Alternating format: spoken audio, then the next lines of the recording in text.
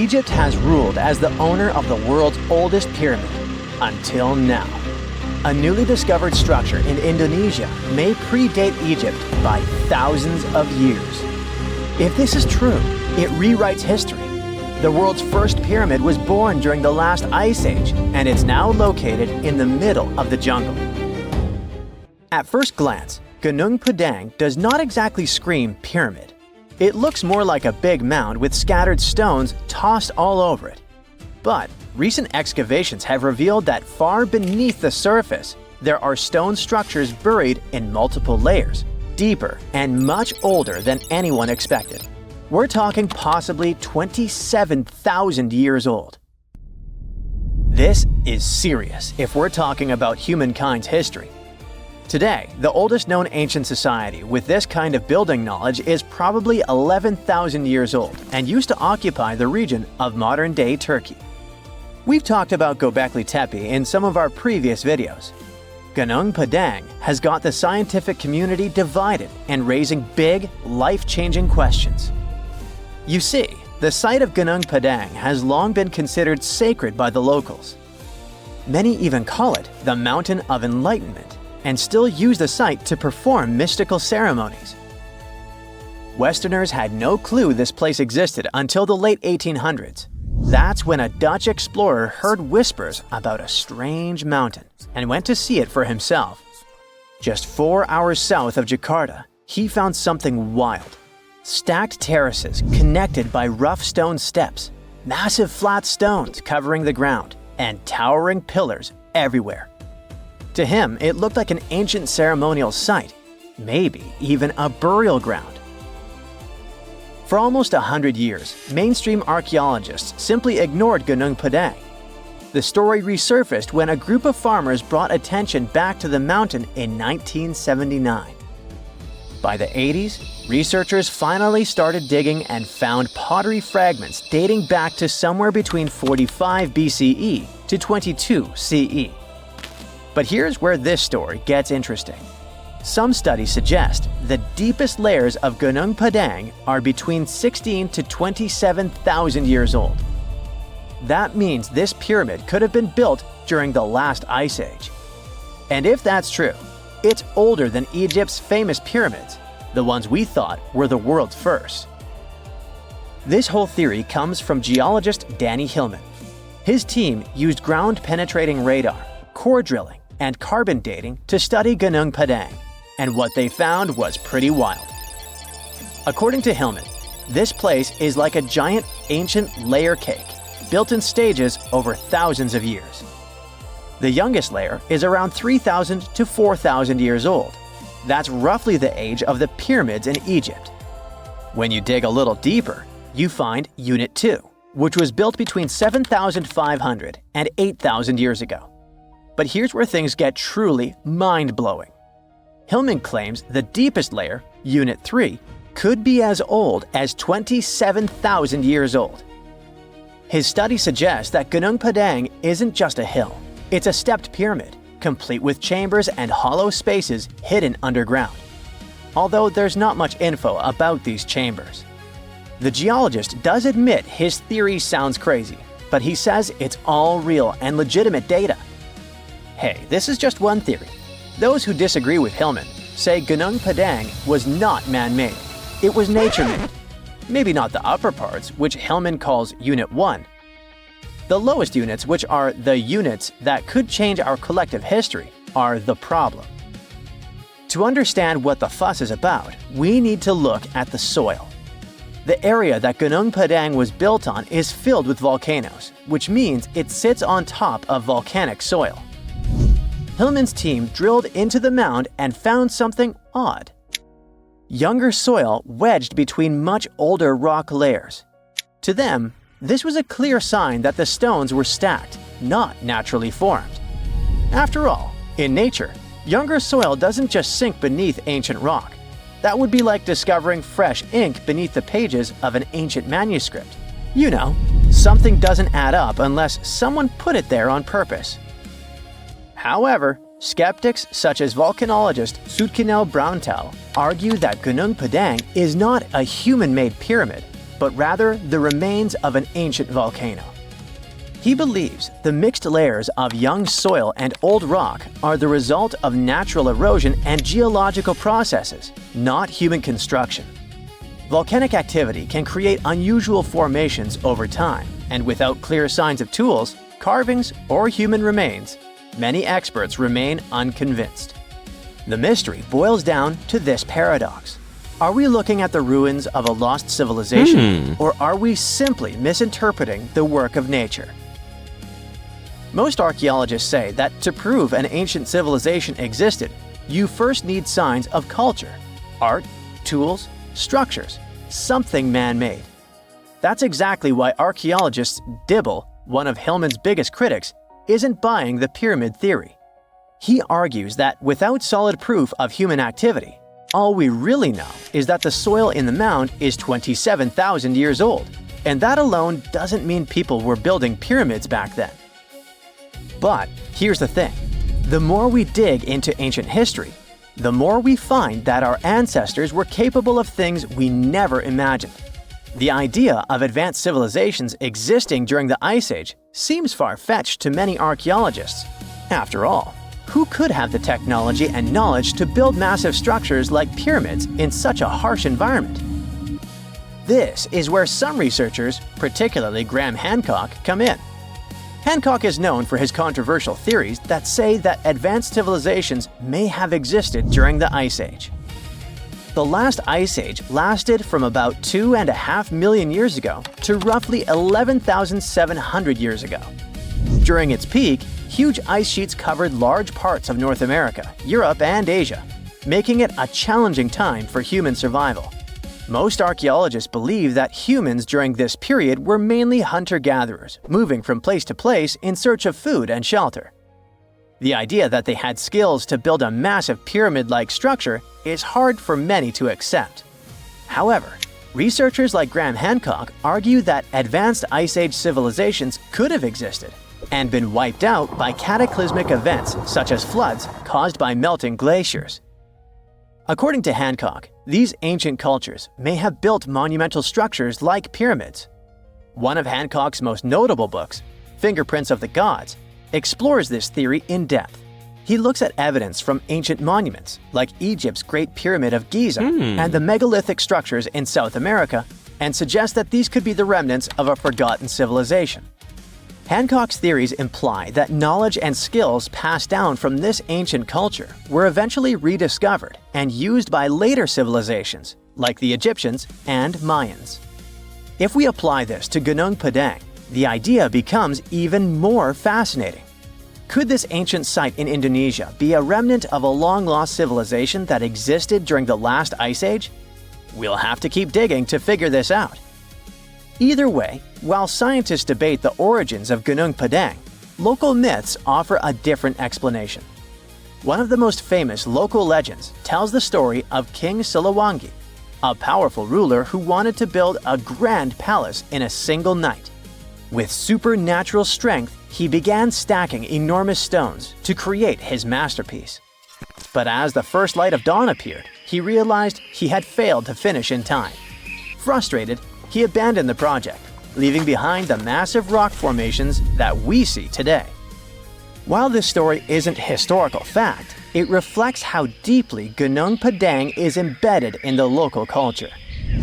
Even today, the site is considered a place of spiritual energy, attracting visitors who believe in its mystical power.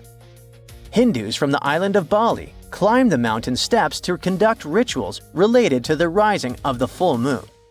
Followers of a variant of Indonesian martial art practice their discipline high on the mountain. As these sacred rituals continue, archaeology and geology keep trying to figure out if this really is the oldest man-made structure in the world. Hobbits might actually exist in real life, but these tiny people don't live in cozy, round homes built into hills like in The Lord of the Rings. They're probably on an isolated island in Indonesia, climbing mountains and hiding in dense forests. Hold up, are they even human? Well, the place we're talking about is the island of Flores, a paradise-like spot in the Indian Ocean.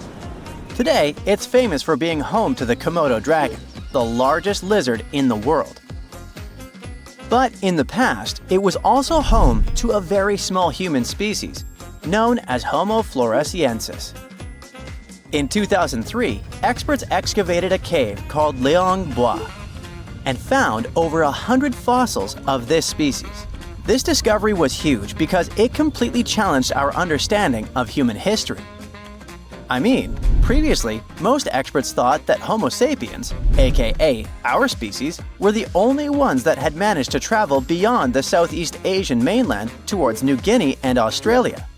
But if that's true, how did these ancestors get to Flores Island? Before you answer by boat, let me just say that it's very unlikely that an ancient human species could have created vessels strong and big enough to cross the ocean. Maybe they swam there or even teleported. Jokes aside, the truth is we still don't know exactly how or when Homo floresiensis ended up over there. A recent study suggests they might have descended from Homo erectus, one of the first human-like species we know of. According to this theory, they probably traveled 450 miles east from an island called Java and made it to Flores about 1 million years ago. Once living isolated in Flores, their bodies shrank over the years and they ended up becoming really short. But that's just one theory, and there isn't much solid evidence to back it up yet. What we can say for sure is that they were really short compared to modern humans. At first, we thought they'd be about 3 feet 6 inches tall. But that changed in 2016 when experts found new fossils, including a tiny arm bone and some teeth that showed they were even smaller, about 2.4 inches shorter to be exact. These hobbits also had a very small skull and a tiny brain, about 1/3 the size of ours. They had wide hips and shoulders, short legs, and big, flat feet. Overall, their bones were so small that at first, experts thought they might belong to kids. But nope. Since they had wisdom teeth, it was clear they were definitely dealing with adult skeletons. Very small adults, though. Because of their tiny and curious appearance, the media started calling this ancient species the real-life Hobbit, just like the characters created by J.R.R. Tolkien. You know, Lord of the Rings. Frodo Baggins? Anyway, why were they so small? There are 2 main theories. The first one, they weren't a different species at all. Some experts believe they could actually be Homo sapiens, just like you and me, but with a condition that causes the brain to develop smaller, kinda like microcephaly. However, many specialists rejected this idea because the anatomy of people with these kinds of growth conditions today doesn't really match what we see in the little people from Flores. Moving on. The second theory is something people call island dwarfism. Basically, when large animals live on isolated islands, they tend to get smaller because the food supply is limited. For example, there's this dwarf elephant that lived in Sicily and Malta a long time ago, and it only measured about 3 feet tall. Meanwhile, its relative on the European mainland was about 13 feet tall. With a pocket-sized body, these animals need less food, which means they have a better chance of surviving on an island. Another factor that leads to this type of dwarfism is that these animals don't have to worry about defending themselves from large predators. I mean, if you're on an isolated island with no lions or tigers around, there is really no need to be huge. So this could be what happened to the Hobbit people. Studies show they lived in Indonesia at least 100,000 to about 50,000 years ago. But after surviving for so long, these short people mysteriously disappeared. It's possible that they vanished after 8 massive volcanic eruptions hit that region. This idea came up after researchers found a thick layer of volcanic ash right above where the fossils were first found. Even with this evidence, no one can say for sure if the eruptions were the reason for their disappearance. And recently, an anthropologist questioned this theory by saying they might still be alive today. Wait, what? It sounds crazy, but he actually talked to dozens of local people who believe they've seen a tiny hobbit-like man in the flesh on the remote island of Flores. In fact, Mysterious stories about sightings have been told long before the remains of Homo floresiensis were even discovered. So it's not like they made up these stories after hearing about the fossils. At least 30 people living there claim they've seen, with their own eyes, a creature that is halfway between an ape and a human. It had an ape-like face and was definitely smaller and hairier than a person, but it walked completely upright with both feet on the ground, just like a human. Locals call it Laihoa. But what should we call it? I mean, can this creature be our famous Homo floresiensis? Well, maybe. Anthropologist Gregory Forth has been working on the island of Flores since the 80s, and he says the locals' descriptions are strangely similar to what we imagine these ancient, short humans might have been like. You might be wondering if the Laihoa is just a legend, like a campfire story meant to scare people. And yeah, some of the descriptions definitely seem to go against basic science. Some people say that after they saw the creature, it just flew off or disappeared like magic. But the researcher points out that a lot of locals also gave very detailed physical descriptions of the creature. Sure, the details varied a bit, which is pretty normal with different people witnessing the same thing, but they didn't mention anything about the creature having crazy superpowers. Now, Forth is starting to wonder if we really are the only species of humans left on the planet. They could be, in fact, real-life hobbits. And that brings us back to a question from earlier in the video. Are they even human? Maybe yes, maybe no. It is possible that the creature spotted on the island of Flores is actually an uncontacted population of modern humans, but it could also be an unknown species of monkey. However, since there's no other evidence for either of these ideas, the best guess right now is that a creature similar to an ape man could still be out there. Okay. But if this creature shares the planet with us, how come no one's ever taken a photo of it? Well, the ape man is part of that island, just like other rare creatures like Komodo dragons. And unlike Bigfoot believers, locals probably don't go out actively searching for this creature. According to the anthropologist, they have no reason, financial, social, or otherwise, to find an ape man.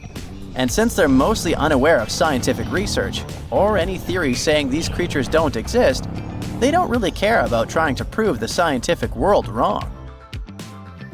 Forth wrapped up his research in 2018, but the anthropologist says that since then, other people have seen the strange creature walking around the island of Flores. 2 young guys from the UK went there, mostly for a snorkeling trip. But at some point, they hiked up a mountain and saw something that really looked like the ape man. So, who knows? Maybe you'll also get a chance to see the real hobbit when you visit Indonesia. This just in, the world's oldest pyramid was built during the last ice age. And I'm not even talking about Egypt.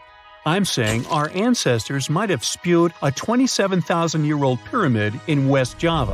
Gunung Padang is not exactly shouting pyramid. It's more of a mound with huge scattered stones tossed all over it. But local people seem to revere it, and they have for centuries.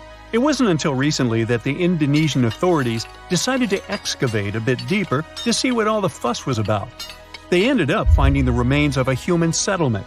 It was rather unexpected, since the mound is pretty high up. This excavation could only prove there were humans in the area as far back as 45 BCE, which sounds reasonable.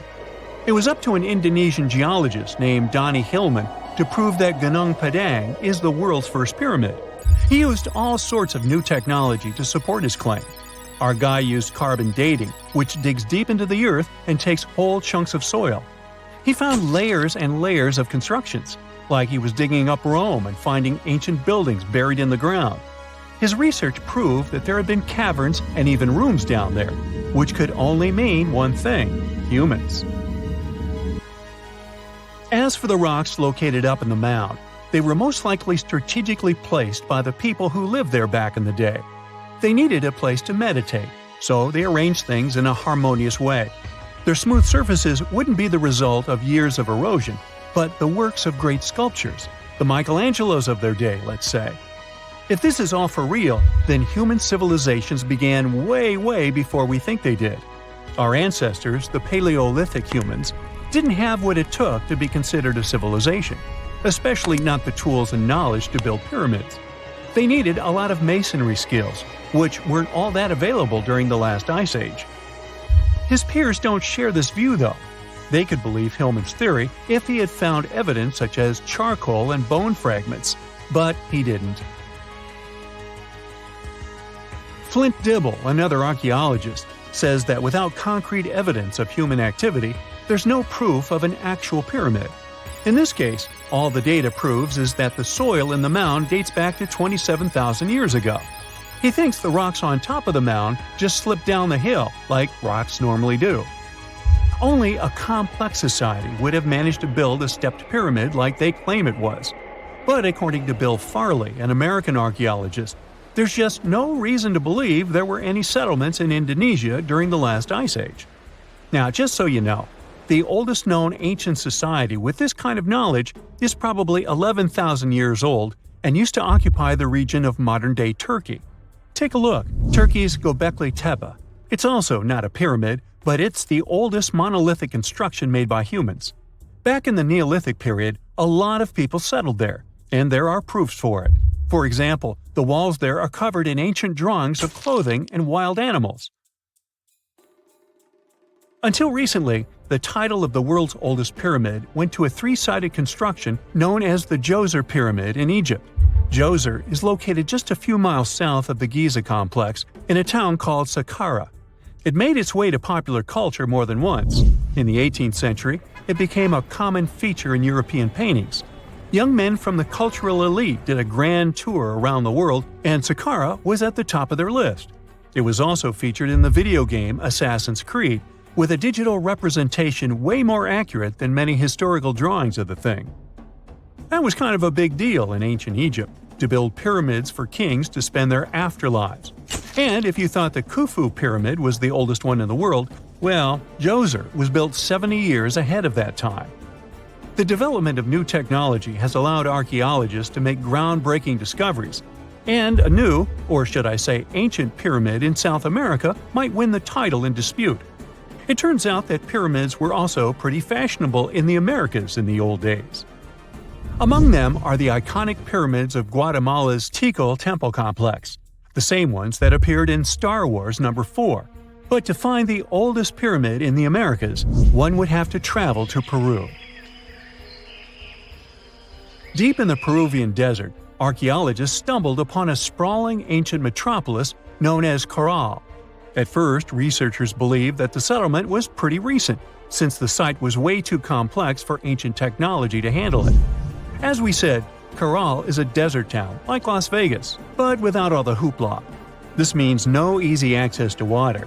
And for cities like these to thrive, they need a considerable irrigation system, which leads us back to complex technologies. The Peruvians surprised us all with this new discovery. This site was huge, filled with an amphitheater, houses, and religious buildings. The whole thing probably sprawled through 370 acres. And when scientists went to test their initial hypothesis using radiocarbon dating, they found that the city probably sprung around 2027 BCE. On the site, archaeologists found 6 pyramids that could possibly predate the one in Saqqara. As far as they know, both civilizations coexisted in the same time period, in opposite parts of the world. But since researchers can't pinpoint the exact age of Caral's pyramids, it's pretty hard to guess which civilization completed their pyramid first. If only we had a crystal ball. Now, it just so happens that the shape of a pyramid is something that nature is able to produce all on its own, leaving us modern-day humans a bit confused. A classic example is the Japanese side of Yaonagani, which also goes by the name of Japan's Atlantis. The entire monument is about the size of 5 football fields and the height of a 5-story building. Explorers and scientists believe that Yaonagani dates back to 10,000 years ago. For Japan's top marine geologist, Professor Masaki Kimura, Yaonagani is the heritage of a lost civilization. Kimura has dived into exploring the ruins over 100 times over the past 10 years. To him, there are clear signs of human activity down there. Check out this triangular-shaped pool on the monument's surface.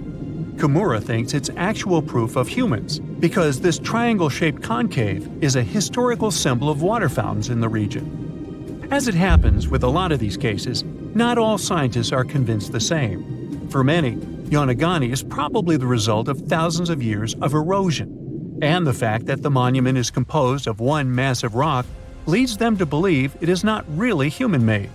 Sure, these huge basalt columns may look like the ruins of a palace, but they're most likely the result of the intense volcanic activity in the region. And speaking of natural formations that really look like a human made it, a pyramid on Mars has been a hot topic lately. Humans have been keenly trying to prove that there is life on Mars for quite some time. But some are stretching it really far, saying that little green or gray people built a pyramid on the planet to try and build their own civilization. This picture was taken over a decade ago by the Mars Reconnaissance Orbiter, the MRO, but it started to resurface recently. It shows what looks like a three-sided pyramid. Some people claim that the smooth side of the pyramid could only be the effect of otherworldly work. Then science comes along and explains that Mars is home to one of the deepest canyon systems in the whole solar system. The so-called pyramid is located in what is known as the Kandor-Chasma region. This Martian region has a bunch of similar formations that are nothing more than the result of erosion. Nothing supernatural going on there, apparently. Now, how about some surreal hidden places to check out? Grab a flashlight and your backpack, and bon voyage! The trip starts in the mountainous country of Switzerland. You travel to the town of Waltensburg in the eastern part of the country. It's raining and it's very cold, but you still make your way to the bottom part of a mountain, where your first adventure awaits. After climbing up high in the mountains, you see a strangely shaped castle. To get there, you must walk up an extremely narrow pathway. Don't look down, you think to yourself. You tighten the straps of your backpack and manage to walk along the pass. Standing at the door of the castle, you really can't believe what you see. A 13th century fortress built entirely of stone. Today, all that is left of Krafenstein Castle is mainly its ruins, but their condition is good enough to get an idea of what the place looked like back in its glory days. You take your time to explore the castle inside, but honestly, this place gives you the chills and you're ready to move on. The next place on the list is Turkey. A plane and then a car ride later, you arrive in the city of Çorum in the northern part of the country. On the outskirts of Çorum, you find a valley filled with old, overgrown mountains and see the beginning of the trail you're about to hike. The way is extremely steep, but it leads to a secret door carved in the mountain. Congratulations! You've just arrived at Kapilikaya. The huge door is a massive arched stone that blocks the entrance to a hidden building. Experts think it has existed since the 2nd century BCE. Unfortunately, the huge door won't open, so what's hidden inside is a mystery today. It's guessed that there is a room inside. Some locals say there's a treasure hidden there too, but until today, no one has managed to enter the place to check. Okay, it's time to get moving before night falls. Next, you get the unique opportunity to travel to Ethiopia. Wandering around the city of Lalibela, you stumble upon a huge pit carved in the ground. You approach it carefully, and soon enough, you see a magnificent terracotta building, so richly detailed it leaves you mesmerized. But that's not all. There are 10 other pits just like this one, hiding King Lalibela's 12th century buildings.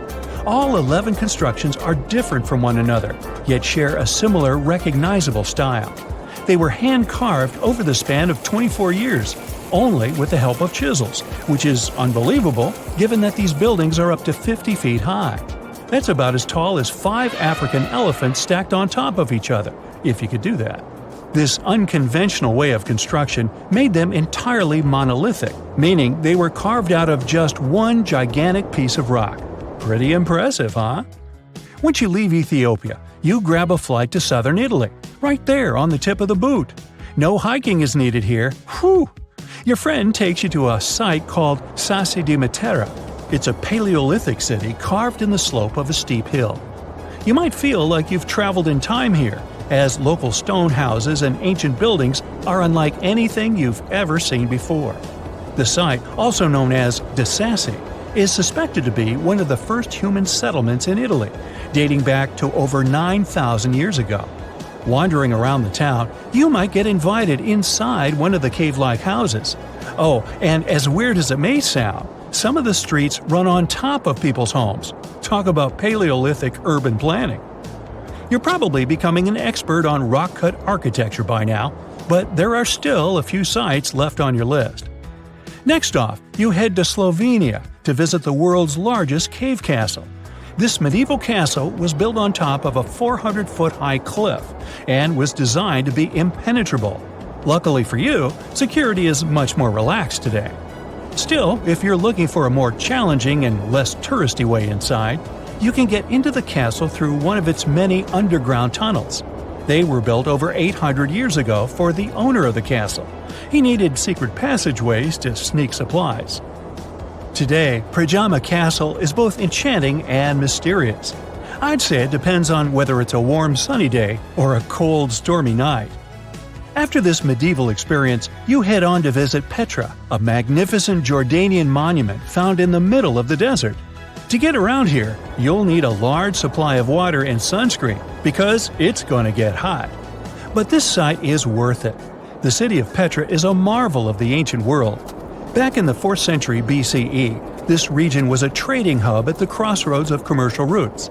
Petra was a wealthy city, home to the Nabateans, an Arab Bedouin tribe that thrived in the region for many years. The rock-carved gate-like structure Petra is famous for is called the Pharaoh's Treasure. It stands at the main entrance to the site and is said to have a treasure hidden inside. You might feel tempted to check it out for yourself, but that's an adventure for another trip. For now, you hop on another plane ride, this time to the Americas. First, you visit the USA, more specifically, the mountainous state of Colorado. You make your way to Mesa Verde National Park. There, in between the greenery and abundant vegetation, you'll find over 600 dwellings built in the cave beneath the cliff, carved deep into the mountainside. This ancient village is now considered a heritage site. The local Puebloan tribe built it back in the 1190s. One of its main buildings is called the Cliff Palace. It's a multi-story construction built from sandstone and mud mortar. The palace alone housed over 150 rooms. If you're feeling sporty, you might want to visit the balcony house. To get there, you'll have to climb a 32-foot ladder. You'll get to see a mid-sized village of 38 rooms, including 2 kivas. Those are traditional chambers that were built by the Puebloans for ceremonial purposes. Still, in the U.S., you make your way to the hills of South Dakota. You're there to visit one of the world's most impressive human-made sculptures on Mount Rushmore. What's so mysterious about this place, you might ask? Well, during Mount Rushmore's construction, a 70-foot-long secret tunnel was built behind the head of Abraham Lincoln. The tunnel was supposed to hold all the documents and artifacts important to the United States history. After the designers thought it through, they decided it was better to hide them in a safe box in the floor of the tunnel. The box holds the history of how Mount Rushmore came to be carved, as well as a brief history of the U.S. and the 4 presidents depicted on the mountain. Amazing, right? Now, you're headed down to Machu Picchu, a South American site hidden between the Peruvian mountains. Machu Picchu itself is already a mystery. Researchers still don't know why or even how the ancient Incan civilization managed to engineer the stone-built citadel all the way back in 1450 CE. To get there, you must endure a 3-day hike, reaching the impressive altitude of 8,000 feet above sea level. Or you can get a train, but that's no fun, right? You're here to check on a relatively new discovery.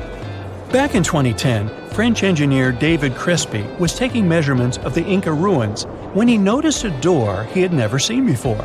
It was sealed off by stones. He went back to the site a few months later with an electromagnetic scanner. The scanner, which could detect objects behind walls, showed there were copious quantities of metals behind that sealed door. The researcher contacted the Peruvian authorities requesting to remove the rocks, but they didn't authorize it. As of today, the door is still locked. Whew, this trip was long, wasn't it? Make sure to get some rest, Indiana Jones. Deep inside the heart of the Amazon rainforest lies a cave so massive, It defies logic. Stretching for 2,000 feet, this tunnel is so big a human could easily walk around inside of it. Its walls are etched with deep, mysterious claw marks. But this is just one of many. If you travel to the south of Brazil, you'll stumble upon over 1,500 similar caves, ranging from modest tiny burrows to massive passageways. These are not your average spooky, bat-filled caverns. They're what researchers call paleo burrows, also known as ancient underground structures dug by creatures so colossal they make modern elephants look small. Whatever creature dug those tunnels displaced 800 elephants worth of dirt. I know, it still looks like a normal cave, but experts noticed this one was special because the walls were too neat and rounded, and the floor was too smooth. Besides, no water or erosion leaves such signs of serious digging power. These Brazilian caves are the largest geological records of animal activity on the planet. It's like stumbling into a prehistoric house made by creatures the size of cars.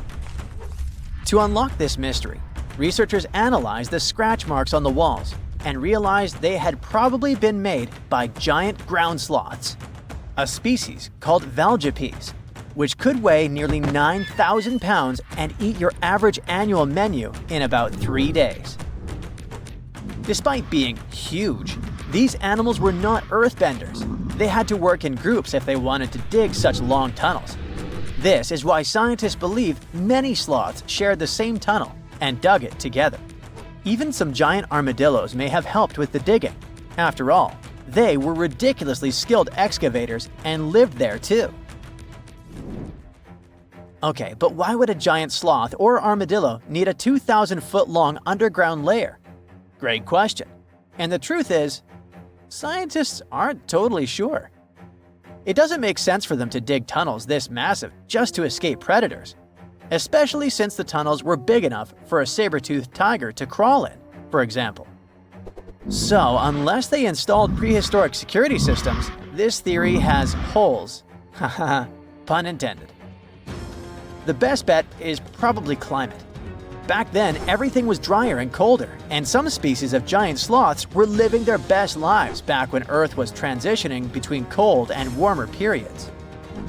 Their big bodies usually protected these animals from temperature changes, but drastic fluctuations probably made them hide in order to survive.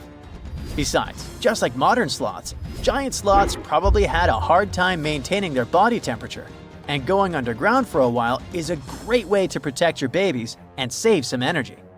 After all, the bigger you are, the more energy you spend. Some scientists believe these tunnels might have had rotating tenants. One sloth moves in, digs a bit, leaves some scratch marks, moves out. And sometime later, another one crashes there and adds its own decor touches. A hostel for ancient megafauna. All evidence points to a more timeshare situation than a prehistoric private property. After all, these creatures weren't exactly social butterflies.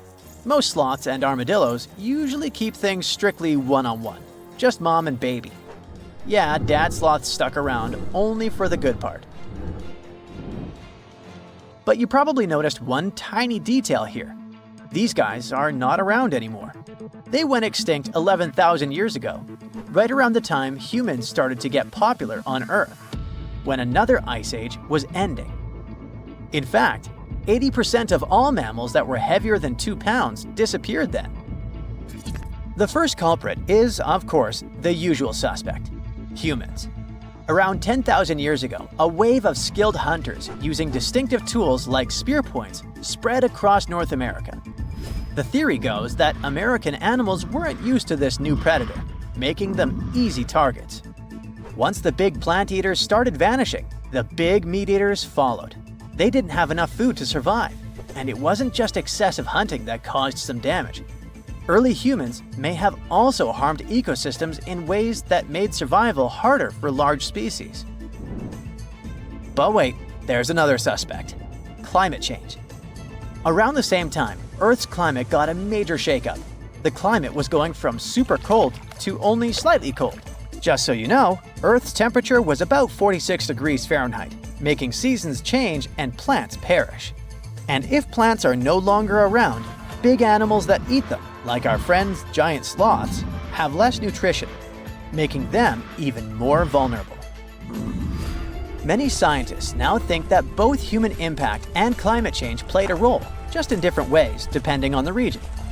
In some places, humans may have tipped the balance. In others, nature itself did the job. Either way, it was a perfect storm that ended the age of giants. Turns out, being huge isn't always a plus. Giant animals tend to live longer and reproduce slowly, which makes them sitting ducks when disaster strikes. Besides, it takes a long time for these guys to bounce back. After dinos disappeared, for example, it took 15 million years for new mega mammals to stomp onto the scene. The last major extinction happened around 12,000 years ago. Not really enough time for brand new massive beasts to evolve. Today's biggest ground animals, like elephants, rhinos, and bison, aren't newcomers. They're actually the tough survivors of that ancient chaos. And, well, at least we still live alongside the blue whale, the biggest mammal ever. But why did some prehistoric animals get so gigantic in the first place? Well, being big has some perks, in spite of all the extinction thing.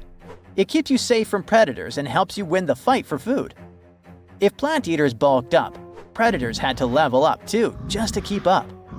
And the environment plays a big role. You see, cold-blooded animals might grow bigger in hot places to stay cool, and warm-blooded giants thrive in cold places to stay warm. One paleontologist even suggested that some dino-sized vegetarians needed those massive bellies just to digest the tough, woody plants of their time, as if they had a salad bar inside their bodies. There's also the thing with oxygen. Back then, Earth's atmosphere had way more of it. That's a big deal, especially for creatures with less efficient breathing systems, like insects. Higher oxygen levels meant their bodies could handle more growth and more activity, kind of like nature's turbo mode. We also have to discuss bones, specifically the lighter ones. Many huge dinosaurs had air sacs built into their skeletons, just like modern birds. This made their bones strong but not ridiculously heavy, meaning they could grow super tall or long without collapsing under their own weight. Those air sacs also helped with cooling down, which is super important when you're basically a walking oven of muscle. On the flip side, modern mammals are limited by gravity and biology. Bigger bodies need stronger hearts, lungs, and blood pressure just to keep functioning, and land doesn't offer much support. This also explains why whales got even bigger than dinosaurs. The ocean acts like a natural support system, which pretty much means that buoyancy helps hold up all that mass. So blue whales can hit a jaw-dropping 330,000 pounds without turning into pancakes. On land, that kind of size would be a serious health hazard. So ancient giants weren't just freaks of nature. They were the result of the right mix of air, food, physics, and environment working together in just the right way. The whole extinction event surely is a bummer for giant sloths that worked as gigantic engineers of nature, but it surely prevented us from sharing the planet with insects the size of crows, like some types of griffinflies or millipedes reaching almost 6 feet in length. Yikes! Now, if you'll excuse me, I'm going to appreciate modern sloths. Slow, small, and thankfully incapable of terraforming the landscape and giving me insect-related panic attacks. The story goes that two Mayan twin boys loved to play ball. Sure, they were really good at it, but they also made a lot of noise when playing. The lords of the underworld soon became bothered by the sound and summoned the two boys to the underworld, a place the Mayans called Xibalba. As soon as the boys reached their gloomy destination, the lords of the underworld began putting them through a series of tests. Soon enough, the inexperienced twin boys failed the tests and lost their lives. But this was not in vain. This sad event resulted in the appearance of a beautiful fruit tree. Soon enough, a young woman saw a beautiful fruit on this tree and reached up to pick it. Legend has it that soon after that, she gave birth to another set of twin boys named Hunahpu and Xibalaqui. Just like their ancestors, these twins were great ball players, but they were equally as loud, and the lords of the underworld became annoyed again. They decided to ask this pair of twins to come to play a game in the underworld, hoping to get rid of them too. When the twins arrived, the Lord sent them through a number of frightening places. The first one was the House of Gloom, which was very dark. They then passed through the House of Knives, where they had to avoid getting injured. The twins then built a fire in the House of Cold, so that they didn't freeze, and ran through the House of Jaguars, where they tricked the animals into not eating them. Finally, they entered the House of Bats, where they seemed to have lost their luck. One of the bats managed to run off with Hunahpu's head. The lords then challenged the twins to play ball with them, but the boys were clearly at a disadvantage. Xibalaqui placed a turtle on Hunahpu's shoulders to make up for his lost head, and they began playing. As the lords became distracted by an animal near the court, Xibalaqui stole his brother's head and placed it back in its place. Much to the annoyance of the lords, the twins were now able to tie the game. Hunahpu and Xibalaqui continued to perform a series of tricks for the lords of the underworld. One of them involved Xibalaqui injuring Hunahpu and then bringing him back to life. The lords were so impressed by the twins' performance that they asked them to do the same trick on them. Of course, the twins agreed, but after performing their trick on some of the lords, they refused to revive them. Seeing what had happened, the lords of the underworld admitted defeat and begged for their lives, promising not to intervene in the lives of people ever again. Hunahpu and Xibalaqui were happy to have avenged their ancestors and gained the respect of the lords. Legend has it that the lords of heaven were so impressed by the twins that they took them to live in the sky by turning them into the moon and the sun. The Maya civilization was one of the most dominant indigenous societies in history, and their folklore and traditions are still discovered and studied today. They used to live in a territory called Mesoamerica. It was made up of modern-day Mexico and parts of Central America like Guatemala, Belize, Honduras, Yucatan Peninsula, and El Salvador. They lived from 1800 to 900 BCE and up to 900 to 1500 CE. Apart from their impressive legends, the Maya were very skilled inventors. They're known for their calendars, writing systems, farming methods, and sports. Their writing, for example, was found preserved on buildings and stone monuments, as well as in rare books and pottery. It's a system made out of more than 800 hieroglyphics in various combinations. Each of those signs was said to represent a syllable. Their writing system was deciphered by accident by Tatiana Proskorakov, an American woman who initially studied to be an architect. Since she didn't find a job in her field, she eventually became a Mayanist in her own right, despite not being academically trained.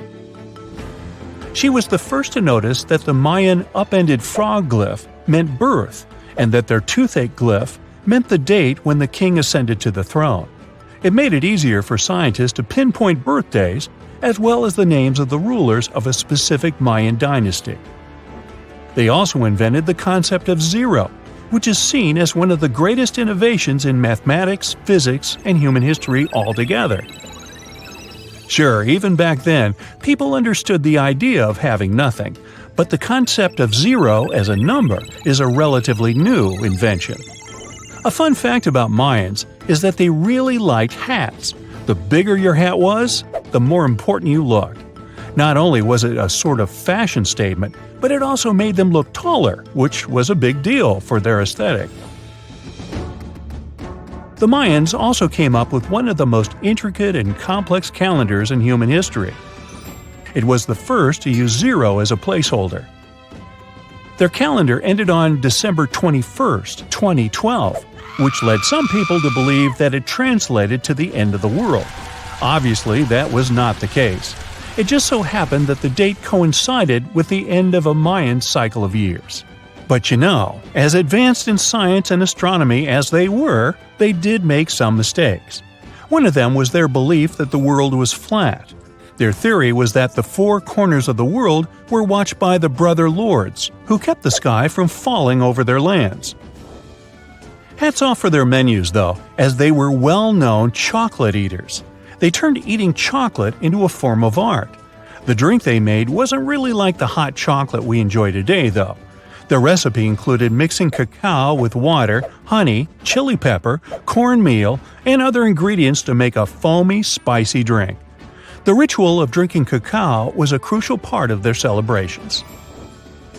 We're not done discovering all the amazing parts of their architecture and civilization. It was only a few years ago that a Maya pyramid was found at Tonina, in the Mexican state of Chiapas. It was estimated to be more than 1,000 years old. The reason why it escaped archaeologists for so long was that it lay hidden under what was believed to be a natural hill. The ruins of two Mayan cities have been recently discovered in the Mexican state of Campeche. Why didn't we find them until now? Well, they were concealed by really thick vegetation, which made it difficult for archaeologists to reach them. The Mayans didn't just disappear. Their descendants are still around today, many of them choosing to live in their ancestral homelands. You can find them in Guatemala, for example, where the Maya people make up the majority of the population. Overall, the Maya ethnic group contains people that speak different Mayan languages, such as Yucatec, Quiche, Quechua, or Mopan. They had no idea what a spa day was, but the Mayans really enjoyed a nice sweat once in a while. Sweat lodges were discovered around ancient Mayan sites. They were built out of stone or adobe. These rooms were an essential part of their cleansing and healthcare rituals. One of the earliest sweat lodges was found in Quello in northern Belize and appeared to date back 3,000 years. One of the most important parts of the Mayan culture was a ball game which they named Pix. It had both political and spiritual significance. We can see ball courts at important parts of Mayan archaeological sites. The main goal of the game was to pass a rubber ball through a very high stone hoop without using your hands.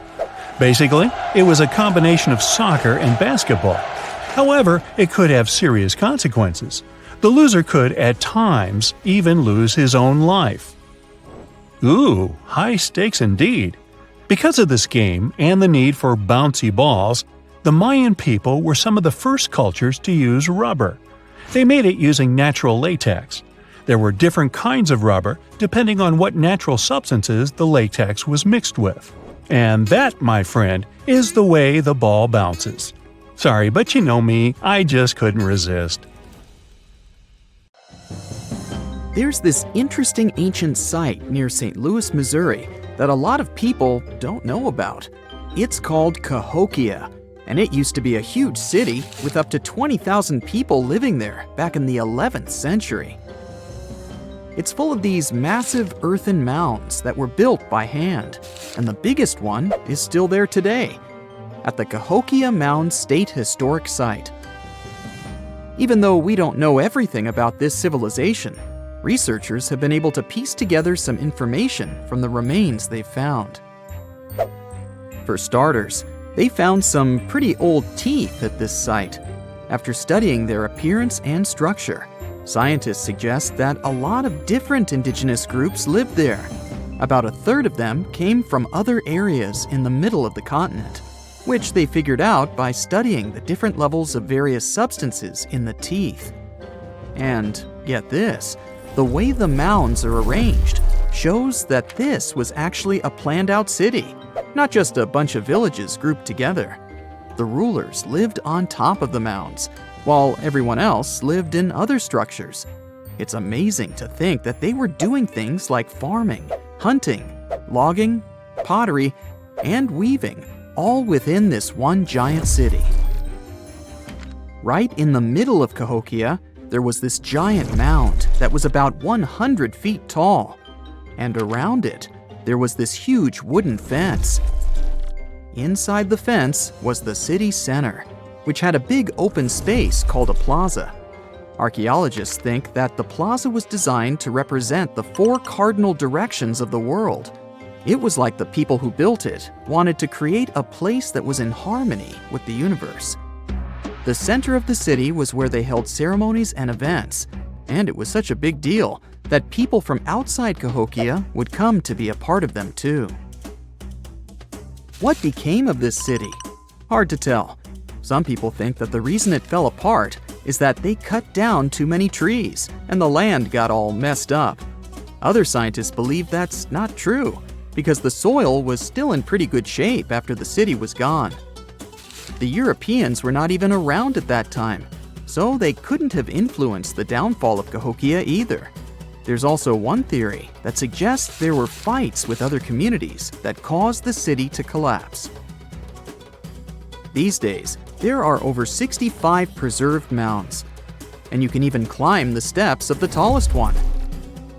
The best part is that local authorities are thinking of making it a national park, so you should totally plan to visit before it gets too crowded. Mohenjo-Daro is another lost ancient city that's still surrounded by mystery. Located in modern-day Pakistan, it was a city that flourished during the Bronze Age, and it was extremely advanced for its time. It had things like water systems and fancy architecture that other cities didn't have back then. Despite these features, it's not as well known as other ancient cities, like those in Egypt or Mesopotamia. What's even weirder is that at some point, the city was abandoned, and no one knows why. Archaeologists found the city in 1911, but it took a while for them to realize how important it was. Eventually, they uncovered a lot of really interesting things about the city, like its advanced sanitation system. Excavations uncovered over 700 wells, as well as private baths and a large communal bath. Remarkably, even private homes had toilets, and waste was efficiently disposed of through a citywide sewage system. They also had a lot of trade connections and made some really beautiful objects, like pottery, jewelry, and figurines that were sold all over the region. Despite its amazing culture and knowledge, scientists have yet to figure out why the city was abandoned. Some people think changes in the nearby river might have had something to do with it. The writings that the people of Mohenjo-Daro left behind are still a complex code, even for the most skilled specialists, making it even harder to piece together their history. Have you heard of the lost city of Kolmanskop? It used to be a small settlement in the Namib Desert. Legend has it that it got its name from a man named Coleman who got stuck in the local dunes and was never seen again. But that's not the interesting part. In 1908, a railway worker found a shiny stone and showed it to the chief railway foreman, who turned out to be a hobby mineralogist. They discovered it was a diamond, and soon, Kolmanskop became the richest town in Africa and one of the richest places in the world. It had luxurious stone houses, a school, a hospital, and even an ice factory to produce ice for fridges. The hospital had the first X-ray machine in southern Africa, which was supposedly used to check if workers were illegally swallowing diamonds.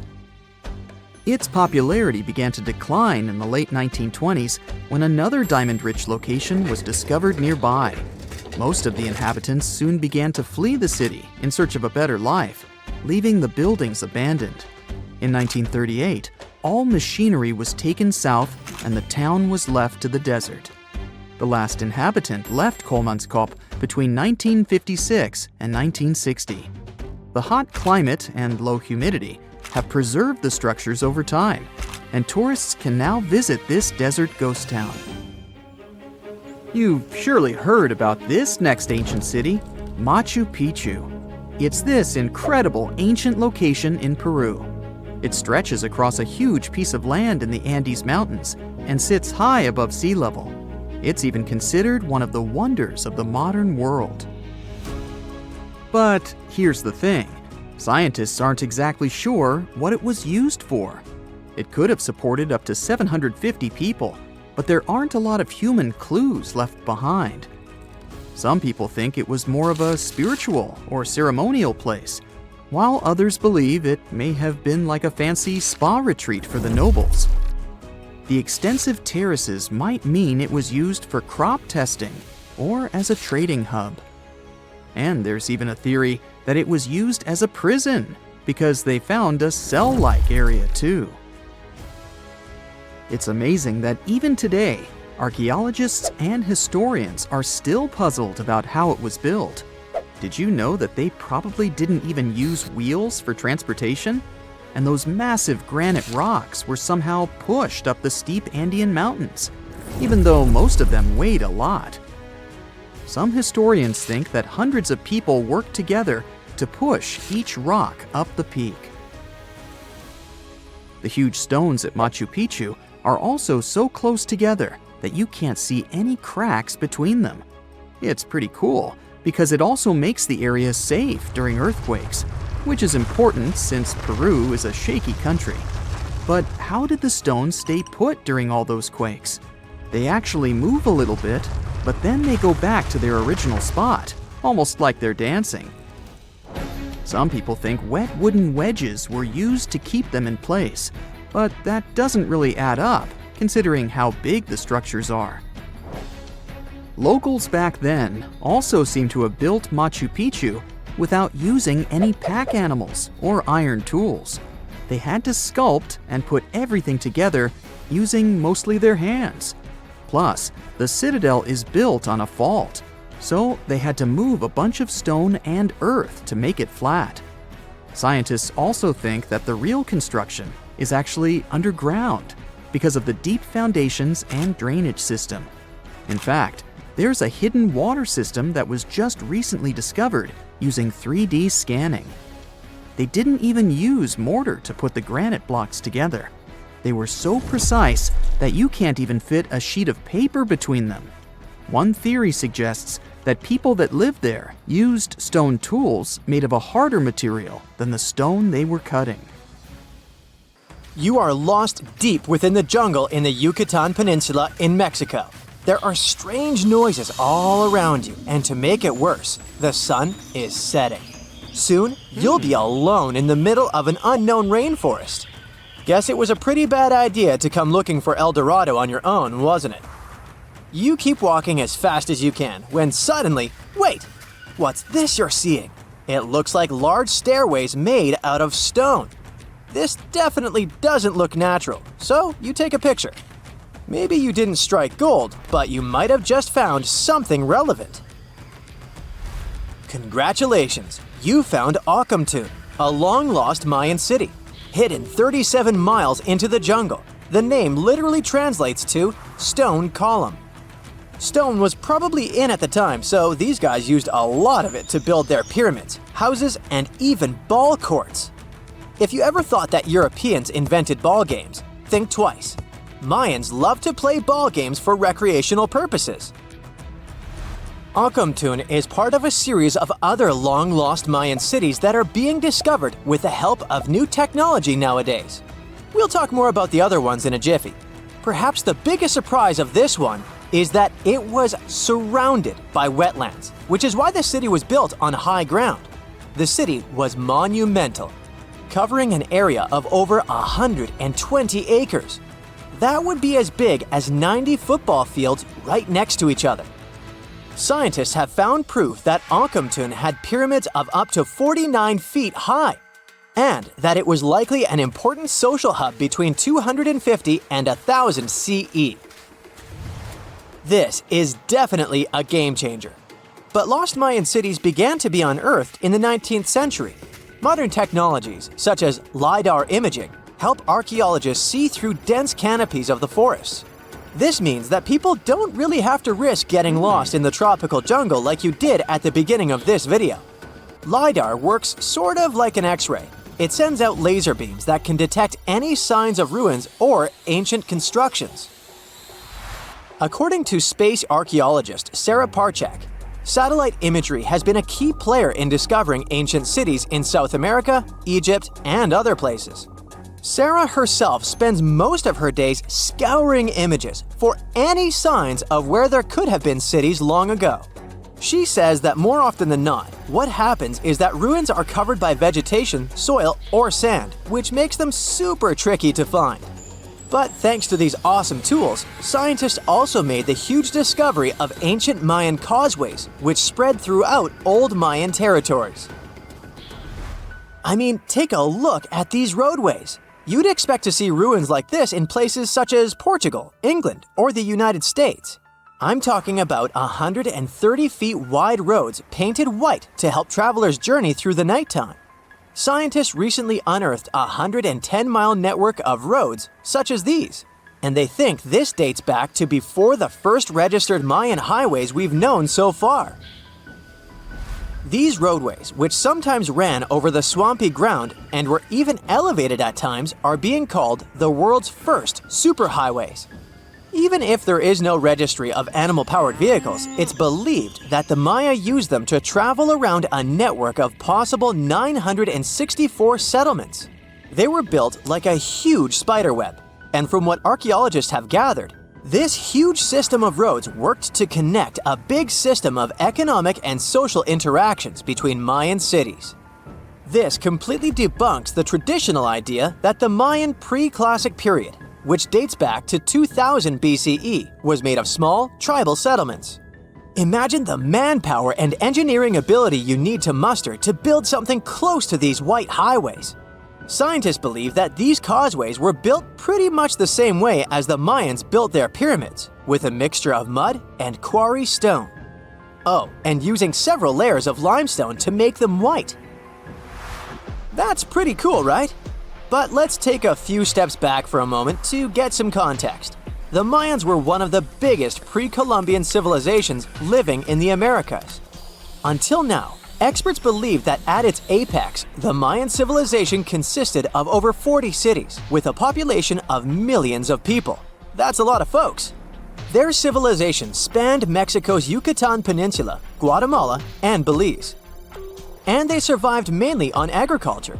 The thing is, the Yucatan Peninsula was an extremely difficult place to grow crops. So the Mayans had to develop a complex irrigation system in most of their cities. They built a series of ceremonial buildings, pyramids, and plazas. The Mayans might have been keen pyramid builders, but they also developed an advanced astronomical system. With whatever ancient technology they had, they were able to predict the exact location of planets such as Venus and Mars, as well as the exact dates of eclipses. If you've ever seen examples of ancient Mayan cities, this is Tikal. Located at the heart of the Guatemalan jungle, Tikal is believed to have been the capital of the ancient Mayan conquest state. At its height, it was comparable in importance to cities such as London or New York in today's world. It's composed of a series of complex monuments. The North Acropolis is one of Tikal's most ancient complexes of monuments. Built solely by human hands around 350 BCE, it served as the resting place of kings and chiefs. Its monuments are up to 200 feet high. Back in the day, the step pyramid temples were painted a beautiful red. Mayans loved that color. Today, of course, you'll only see the limestone. Then there's Chichen Itza. It's got one of the best preserved pyramids on Earth to date. Located in Mexico's Yucatan state, this Mayan city is well over 1,500 years old. At its peak, it was home to 35,000 people. The site covers 4 square miles of land. The highlight is El Castillo, a tremendous step-like temple standing 80 feet above ground. Its most peculiar feature is that it has 91 steps up each of its 4 sides, including the upper platform, which makes for 365 steps, the same number of days as the solar year. You can see that these folks were a pretty big deal, huh? That's why nobody can really understand what happened to them. There's a big lack of evidence on the decline of this almighty empire. What could have been the cause of their demise? Was it a drought? New research in 2017 did bring some new discoveries into the mix. Using data from a site at Ceibal, located at southwest of Tikal, scientists analyzed radiocarbon data from ceramics and archaeological excavations to extract new information about the unexpected demise of this great civilization. The information shows that instead of a sudden collapse, the Mayans most likely fell in waves of social instability and political crises. These events are believed to have deteriorated Mayan city centers and began causing the dispersion of the Mayan population. It's hard to pinpoint the exact causes, though. But hey, recent discoveries are shedding a big light on humanity's past. Not only about the Mayan Empire, but about other long-lost civilizations of South America. A major recent discovery in Brazil was done using satellite imaging technology and is also shocking scientists. Some images from near the Xingu River, also in the Amazon, suggest that cities of millions of people might have existed inside the jungle, way before our modern civilization ever existed. I mean, if this doesn't shock you, I don't know what will. Satellite imagery also detected a network of trenches dating back to 200 and 1200 CE in the Bolivian Amazon forest. These proofs suggest settlements that could have supported around 60,000 people right in the middle of the Amazon forest. When researchers from the University of Florida went on ground to check the satellite information, they were shocked to find several mounds that were accompanied by ditches and geoglyphs. Archaeologists also found remnants of carefully designed walls centered around plazas, much like the type of construction done by the ancient Mayans. You know, a lot happened in the first millennium CE. Sure, we're talking about 1,000 years worth of human history. If you'll remember from school, you'll know it was the time of the rise and fall of the Roman Empire. It was when humans saw the transition to the intense times of the Middle Ages. And some say it was the apex period of the Mayan civilization, all the way in Mesoamerica. But thanks to top-notch technological advancements, we can look at history a lot differently today. You see, archaeologists have found actual proof that the Mayan civilization may have started way before we think it did, and that since the beginning, their civilization was far from simple. To find out more about this, you'll have to tread deep into the Guatemalan rainforests. Are you down for the ride? Rainforests are dense and difficult to access. If you were an archaeologist, I'm betting you'd find them quite threatening as well. That's actually one of the reasons why we've been kept in the dark for so long when it comes to the truth about the Mayans. But take a look at this. You'd expect to see ruins like this in places like Portugal, England, or the United States. I'm talking about 130-foot wide roads, painted white to help travelers journey through the nighttime. For scale, these roads were about half the size of an American football field. Huge, huh? Scientists recently unearthed a 110-mile network of roads such as these, and they think this dates back to before the first registered Mayan ruins we've known so far. These roadways, which sometimes ran over swampy ground and were even elevated at times, are being called the world's first superhighways. Even if there is no registry of animal-powered vehicles, it's believed that the Maya used them to travel around a network of possibly 964 settlements. They were built like a huge spider web, and from what archaeologists have gathered, they work as an implied system of economic and social interactions. This completely debunks the traditional idea that the Mayan pre-classic period, which dates back to 1000 to 350 BCE, was made of small tribal settlements. Imagine the manpower and engineering ability you need to muster to build something close to these white highways. Scientists believe that these causeways were built pretty much the same way as the Mayans built their pyramids. Oh, and if you're wondering about these gigantic pieces of architecture, don't worry, we'll talk about them in a bit. Now, so far, scientists believe that the roads were built with a mixture of mud and quarry stone. Oh, and using several layers of limestone, of course. Researchers were only able to find all of this out because of a new technology called LiDAR imaging. Do you know how we've used sonar technology to map out the ocean bed? Well, this is very similar to that. But instead of using sounds, we use laser systems. This mapping system allows researchers to see through and beyond the thick canopies of forests. It's like we have X-ray vision. This is definitely a game changer. But lost Mayan cities began to be unearthed in the mid-20th century, and since then, ruins from cities such as Tikal, Palenque, and Uxmal have been rediscovered. But let's take a few steps back for a moment to get some context. The Mayans were one of the biggest pre-Columbian civilizations living in the Americas.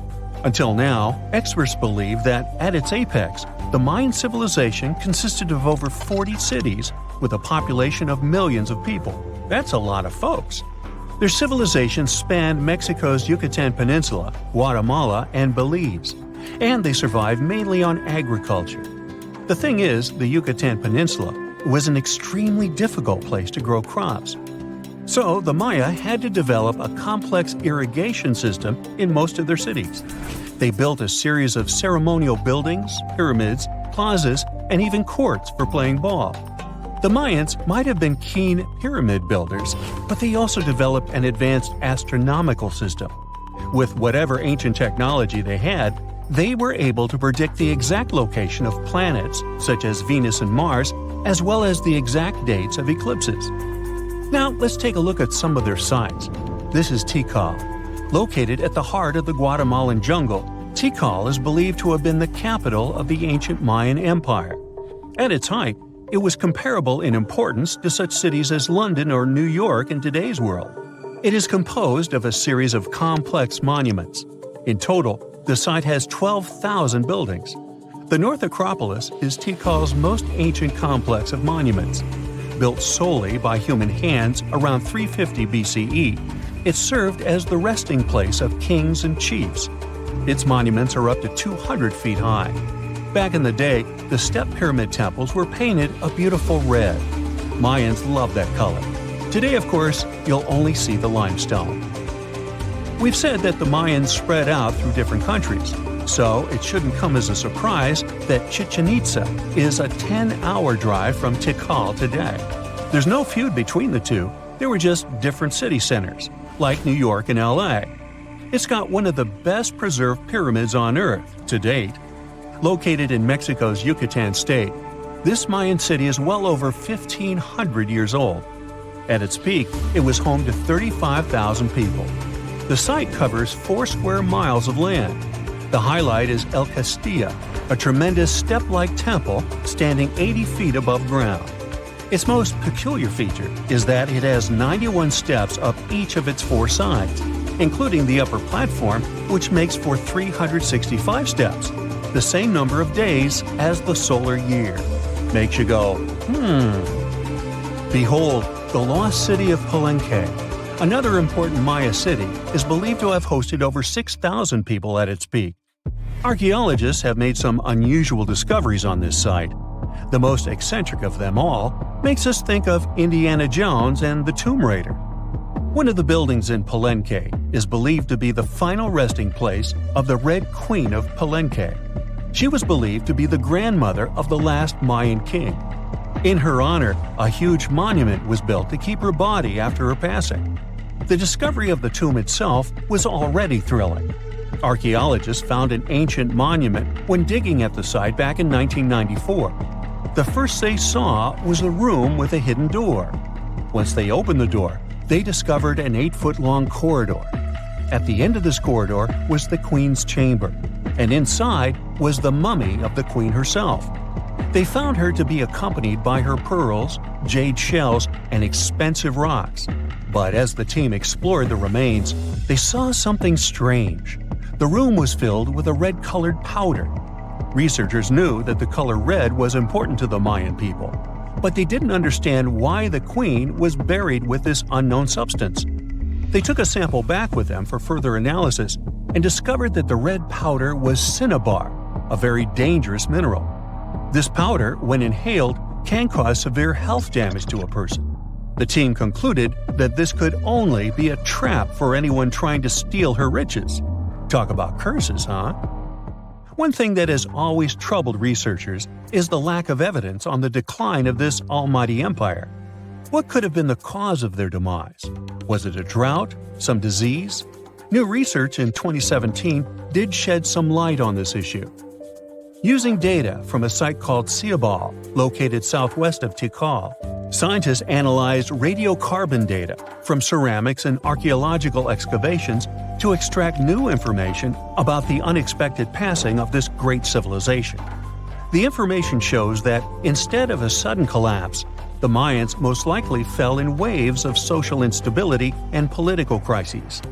These events are believed to have deteriorated Mayan city centers and began causing the dispersion of the Mayan population. So, what's your take on the end of this story?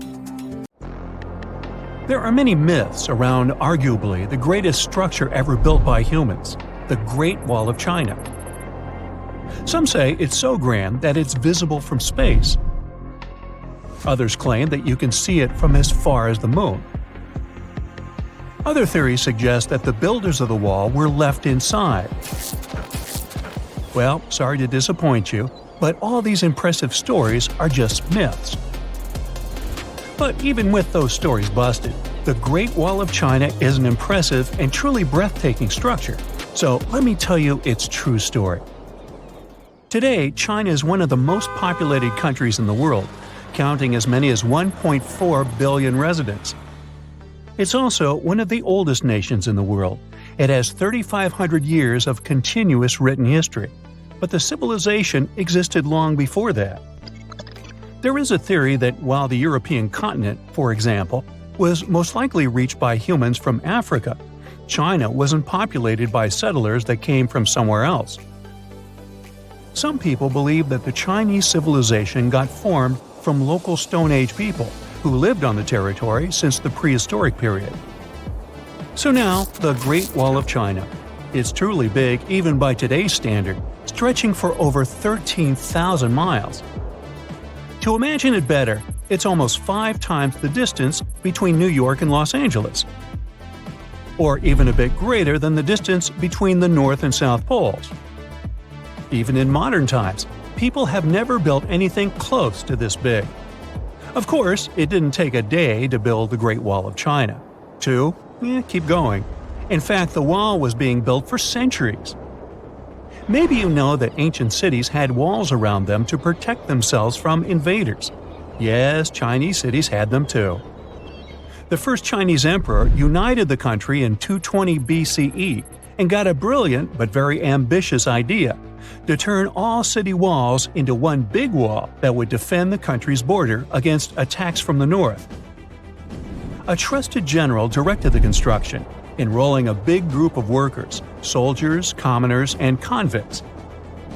Back then, the wall was built of rammed earth and wood.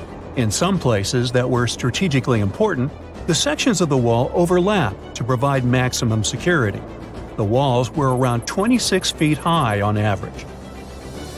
But the Great Wall didn't yet look like the construction we know today. Every next emperor would pick up the big wall project, strengthening and extending it, repairing, but also modernizing construction techniques. Some used bricks to build it. Others moved on to granite and marble blocks.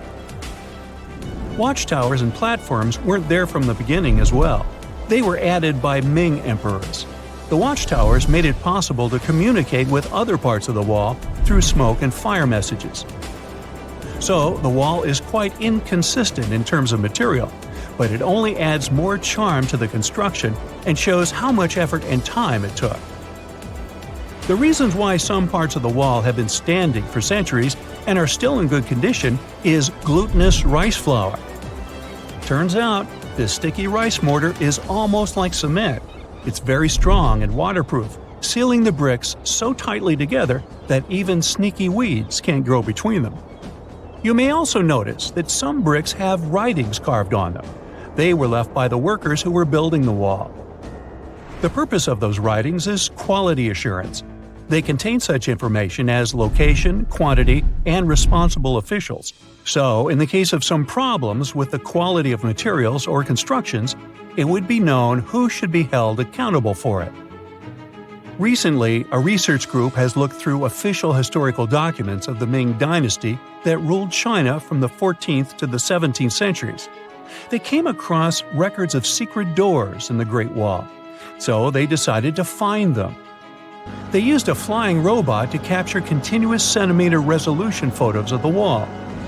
They photographed 90% of the wall that was built during the Ming Dynasty and discovered the remains of over 220 secret doors along the wall. Some of them have a specific width and height that allows only one person to go through. Others are large enough to allow 2 horses to pass at the same time. Why are the doors there? Well, the Great Wall's main goal was to protect the country from the enemy. Building doors that could let the enemy in would undermine the whole point of having a wall. So, of course, the doors were secret passages. They perfectly matched the surroundings topographically, and the exit on the outside was camouflaged with bricks so that it was almost completely indistinguishable from the brick wall. The wall was never just a defensive wall, and it was never completely closed. It could be opened on demand.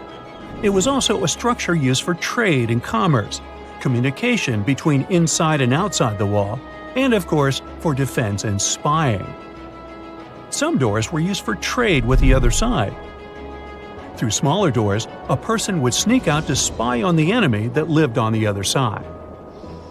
The hidden gates were also useful for a sudden attack. As you remember, some gates were camouflaged with brick on the outside. The exit was so indistinguishable that the enemy had no idea exactly where it was located. The inside entrance for Chinese soldiers was hollow, so they could walk through the wall and break the camouflaged exit gate from the inside, starting their surprise attack. Now, even though the main point was to prevent outsiders from getting into the city, the wall wasn't too effective on that matter. It could still be climbed over or marched around. So the wall was being watched at all times, and the guards gave signals to the troops if they saw the enemy approach. Also, the wall provided more time to mobilize and bulk up the country's forces or lure the enemy troops into a difficult strategic position. The construction stopped at the end of the 19th century. The wall lost its strategic and military importance due to technological advances. Over the centuries to today, only 8% of the Great Wall is in good condition, and the rest is damaged. Also, around 1/3 of the wall has disappeared without a trace, due to both natural erosion and human damage. I guess you could say it's now just a pretty good wall. As you remember, the first parts of the wall were built out of rammed earth and wood. These are not the most unfailing materials if we're talking about thousands of years. Also, destructive farming methods have turned large areas into a desert and contributed to erosion. Also, many bricks were taken away from the wall in the last century to be used in building farms and houses. The wall is being deconstructed stone by stone even today, but this time by tourists. Quite a few of them take a stone as a souvenir. That's a total of a lot of stones, considering that over 10 million tourists visit the Great Wall every year. Since 1987, the wall has been a UNESCO World Heritage Site, highlighting that it has an outstanding importance to humanity. The wall is one of China's 56 World Heritage Sites, second place among countries with landmarks protected by UNESCO. Who's first, you ask? Well, the top spot, with 58 World Heritage Sites, belongs to Italy. And do you know that the wall isn't only a famous tourist attraction, but also the location of the Great Wall Marathon? It's a marathon that was established in 1999 and is one of the most challenging ones in the world. You guessed right, people run along the wall, including all the steps. There are 3 distances, so that participants can run a full marathon that is 26 miles, a half marathon that's 13 miles, or just have a fun run of 5 miles. They finally did it. After 300 years of searching, archaeologists pinned down the location of the lost land of the white jaguar, the city of Maya hidden in the wild jungles of Mexico. It all kicked off back in the 1500s with the Lacandon Maya. These guys were some super tough survivors who just didn't quit. When their main capital, Lacamtun, fell to the Spanish in 1586, most people would have called it game over. But not the Lacandon. Nope, they packed up, headed deeper into the rainforest, and built their last stronghold, Sakbalan. It was a hidden fortress of stone temples, twisty jungle trails, and howler monkeys acting like noisy little guards. For over 100 years, the Lacandon managed to keep their traditions alive there, far from European control. Then, in 1695, history came crashing in. A Spanish friar named Diego de Ribas stumbled into Sacbalan. And yeah, that was basically the beginning of the end. Soon after, the Spanish took over. By 1721, the Maya had abandoned Sacbalan. The jungle didn't waste time. It swallowed the place whole, with roots tearing into walls and vines smothering plazas. The city didn't just disappear, it got eaten alive. For the next 300 years, Sacbalan turned into more of a myth than a memory. A name archaeologists and explorers would whisper, secretly hoping to find it one day. Plenty of expeditions tried to track it down, but the rainforest is sneaky. Every path looks identical, maps fall apart in the humidity, and even GPS can't cut through the thick green ceiling. It was like looking for a needle in a haystack, except the haystack was alive, covered in thorns, and yeah, crawling with jaguars that would happily make you lunch. So how did the scientists crack the mystery? One word: a letter from the 17th century. The letter by Diego de Ribas described all the routes, rivers, and trails leading to Sacbalan. It showed in every detail the journey of the soldiers who walked 4 days to the Lakuntun River after leaving Sacbalan. Then they sailed for 2 days and arrived at the church El Encuentro de Cristo, left their canoes, and continued on foot to Lake Petén Itzá in Guatemala. This was already detailed enough, but the scientists needed to pinpoint the exact location with geographic information systems. They took into account vegetation layers and how much each person was carrying to map an approximate range where Sacbalan should be. They fed this information to GIS and calculated where the city should be. And bingo, it worked. Archaeologists traveled through the jungle and found stone temples rising like broken teeth from the earth. There were also some tools and ceramics, and a Spanish church right in the middle of the ruins. The discovery isn't just about cool ruins, it rewrites history. For decades, people assumed the Lacandons simply scattered after Lakamtun fell, but Sacbalan proves they regrouped, fought, and preserved their culture for over a century more. It's like discovering the final chapter of a book we thought ended too soon. There's also irony here. The Spanish friar who revealed Sacbalan helped doom it. Yet his letter, centuries later, also helped save its memory. Today, the ruins sit inside a biosphere reserve, protected by the same jungle that once hid them. Tourists can't just waltz in. It's raw, tangled, alive. The city breathes again, but on its own terms.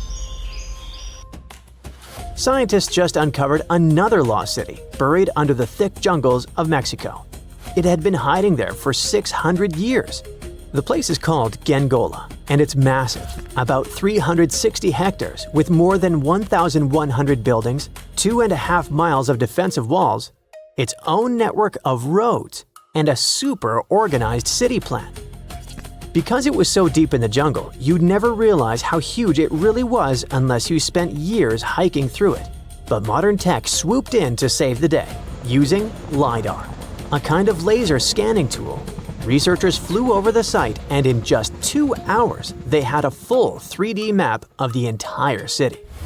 Gengola was built sometime between 1350 and 1521, back in pre-Columbian times, and it used to be buzzing with life. It was a major hub for the Zapotec people, who had been around in the region since about 600 BCE. Families there lived in homes with big central patios surrounded by rooms, and as they got new members, they just add more rooms and stretch their houses out. They even used the mountains around them as natural walls and channeled mountain water for drainage. A lot of their buildings are still standing, which is wild considering how much time has passed.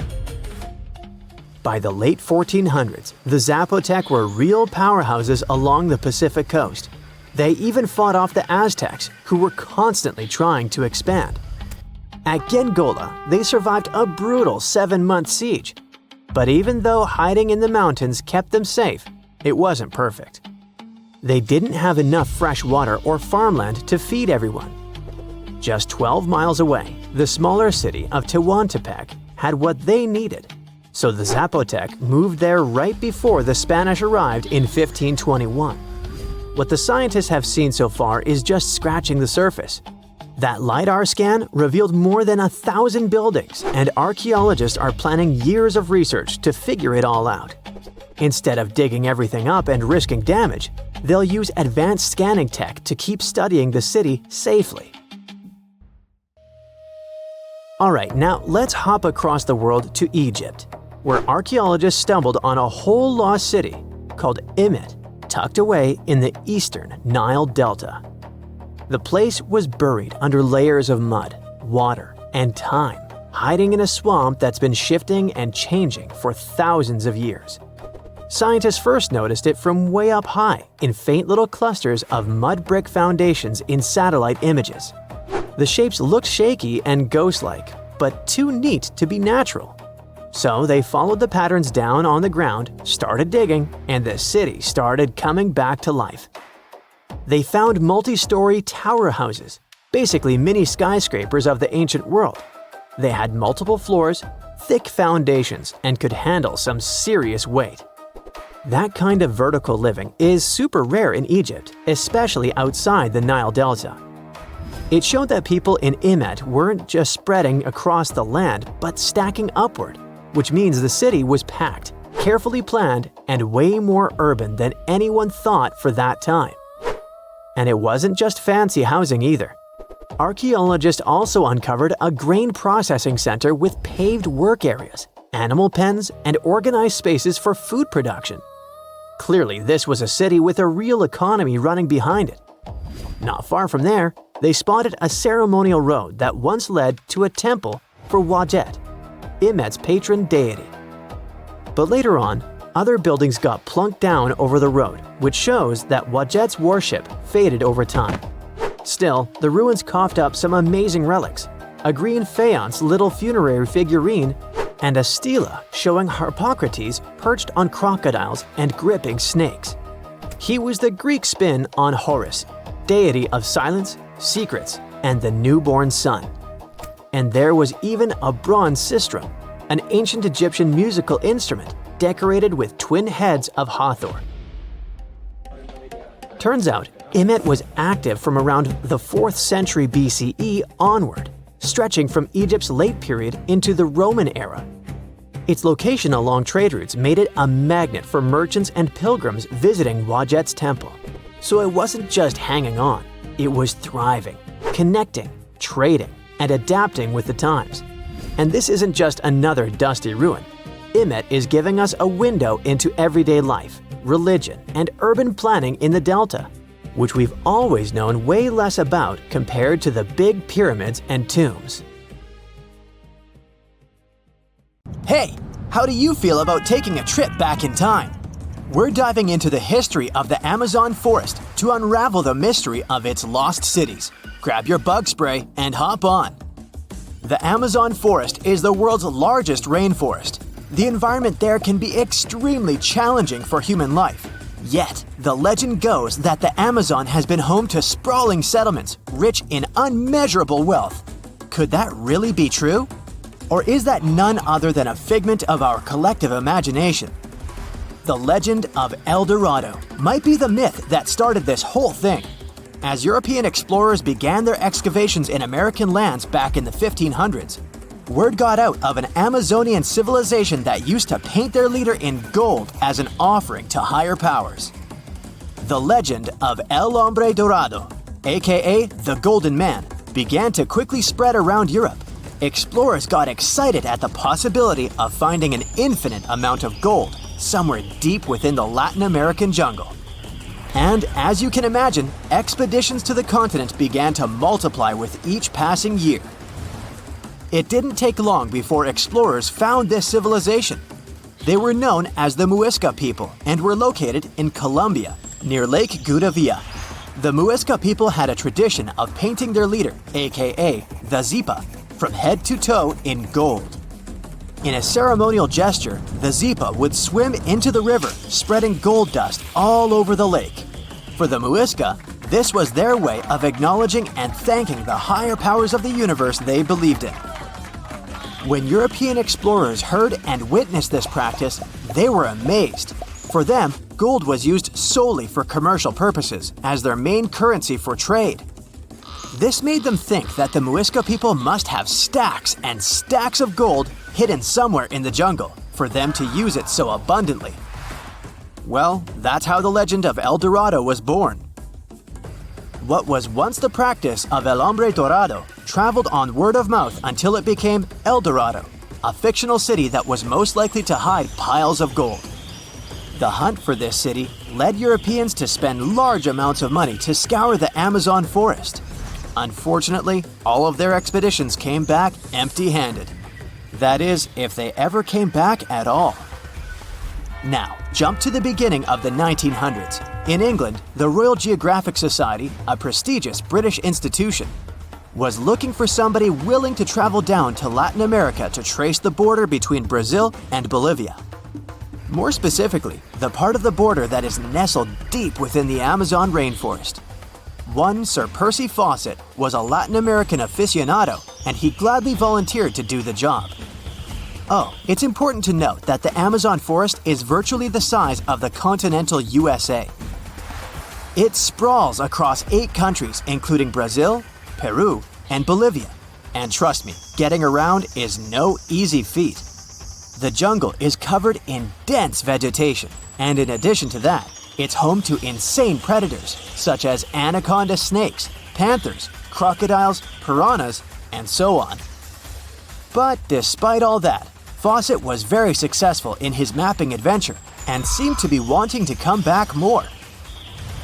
Back in England, Fawcett would scour diaries from other explorers hoping to learn more about the ancient Amazonian civilizations. He would read about the Incas and the Mayans and the great empires they built. He believed that if the Incas were capable of building empires that stretched over 2 million square miles, this could mean that other Amazonian civilizations could have thrived there too. During his research, Fawcett came across a report from a 16th century explorer. The report told of a city deep within the Amazon forest that held unimaginable quantities of minerals, a town that stretched for 15 miles without any space from a house to house. This report fueled Fawcett's imagination to a new extreme. From then on, he became obsessed with finding what he called the lost city of Z. Over years, Fawcett searched the Amazon forest, usually looking for stone ruins that could possibly indicate human settlements. On his later expeditions, he focused on exploring the state of Mato Grosso in central Brazil. He would travel from Europe and into the lower region of the Xingu River. The trip to the Xingu would take him around 14 days on foot. Then, he would set sail in small wooden boats accompanied by local indigenous leaders that knew the region better than anyone. How he communicated with the indigenous population is still a mystery, since they only spoke in local dialects. Some scientists believe that this could have been the real reason why he never found the city. They believed he wasn't able to communicate what exactly he was looking for. And this was not his greatest difficulty. As we've said before, Amazon is not a kind place for its visitors. In his diaries, Fawcett tells of encounters with a 60-foot-long anaconda, which he bravely survived. He writes of endless sleepless nights and waking up with his hands and feet swollen from mosquito bites. Some of his peers said he was invincible and tireless, but the day came during his 8th expedition when he didn't make it back home. Fawcett disappeared without leaving any trace behind. Some even suspect that he was close to reaching his lifelong goal. On the day of his disappearance, he sent an optimistic letter to his wife saying there was nothing to fear, and that he was setting out on a certain final search. Fawcett's failed attempt to find ruins seemed to support what had become a consensus among experts at the time, that this rainforest was too inhospitable to support large, complex societies, let alone cities. Experts were convinced that the Amazon's lost cities were nothing more than fiction. That is, until the 1960s, when modern research began to find evidence that suggested otherwise. Scientists discovered patches of extremely fertile soil, They called it Black Earth. And apparently, they found lots of it in the Amazon, especially alongside rivers. Further research even showed that such soil was created by human waste or the intentional burning of forests, which adds nutrients to the soil below, which could only mean bingo! The discovery of Black Earth was the evidence that large-scale agriculture was possible and probably did exist amidst the Amazon, confirming that settlements could have formed there after all. In the 1990s, along the Xingsu River in Brazil, a team of archaeologists from the University of Florida made a remarkable discovery. Working alongside local indigenous people, they found very long ditches. After mapping them, they realized that these ditches were a sign of a big settlement. They were remnants of carefully designed walls centered around a plaza. Some were roads that led to more settlements. In fact, just this part of the Amazon, about the size of New Jersey, was once a network of dozens of settlements that experts believe could have been home to at least 50,000 people between 1250 and 1650 CE. Other discoveries were possible thanks to LiDAR imaging, a type of technology that allows researchers to take satellite pictures of the forest's ground without having to step inside of it. A network of trenches in Acre, Brazil, dates back to 200 to 1200 CE. These suggest settlements that could have supported 60,000 people. Other images from near the Xingu River suggest cities that could have housed about 50 million people. These were the lost cities of the Amazon. Believe it or not, these images suggest that Fawcett was very close to a major discovery. He was looking for the ruins in the right place, but he was looking for the wrong thing. Unlike cities such as Cusco, which used stone as their primary material, Amazonian settlements used wood and earth to build their cities. These materials are highly deteriorating and probably decomposed over time. Finding them required a bit more technology than what Fawcett had available at his time. See this place on the map? Yeah, right there. It's estimated that around 100 people have vanished or lost their lives here. Why, you ask? Well, it seems they were all looking for this guy, Percy Fawcett. He was a British colonel, famous for his sharp blue eyes, perfectly groomed beard, and signature hat. He looked like a character from Pride and Prejudice, but lived more like Indiana Jones. In fact, this character was inspired by Fawcett's story. But his disappearance in 1925 was more macabre than any movie plot. Colonel Fawcett was bold. Not the ask your neighbor's Wi-Fi password kind of bold. I'm talking full-on, I don't care that much about my life bold. He used to be a soldier in Sri Lanka and even did a secret spy gig in Morocco, but he needed more. So in 1906, Fawcett started exploring parts of Brazil and Bolivia where no one had dared to go before. His mission was to create secret, mind-blowing maps. Okay, that doesn't sound too risky, but trust me, it was. If you want to explore the world nowadays, you just open Google Earth and, well, that's it. No danger, no adrenaline, just maybe one or two creepy street view photos. Ew. But we're talking about the beginning of the 20th century, when satellites and this weird Google car didn't exist. Back then, if you wanted to fill in the world map, you actually had to explore the land on foot. So that's how Colonel Fawcett ended up in South America. And he became famous for his expeditions to map out the wild Amazon. He was the first guy to record the locations of waterfalls in that region, for example. But then he got obsessed. Blame it on lack of sleep or whatever sketchy Amazon jungle juice he was sipping, but suddenly he was like, I'll bet there's an ancient advanced city hidden somewhere around here. Spoiler alert, there wasn't. But he was hooked on that idea. Hanging out with native Indians for so long convinced him that large groups could totally thrive in the middle of a massive rainforest. And of course, Fawcett loved a good old adventure story, especially the ones from the 16th and 17th centuries, written by European explorers. In those stories, adventurers claimed they had found huge settlements and fine roadways deep in the heart of Latin America. But Fawcett's all-time favorite story came from a manuscript written in 1753. Back then, adventurers were hunting for precious metals in Brazil when they stumbled upon a ruined city with monumental buildings, roads, and plazas. Oh, and every corner had a Roman-style spire. Naturally, the colonel was all in to find it. Too bad no one told him this manuscript is mostly considered a forgery. Yep, this story is as real as Snow White's. But then, things got weird. The settlement described in that manuscript was supposedly located in the northeast side of Brazil. But now, he's saying there's an advanced civilization in Mato Grosso, which is in a different part of the country.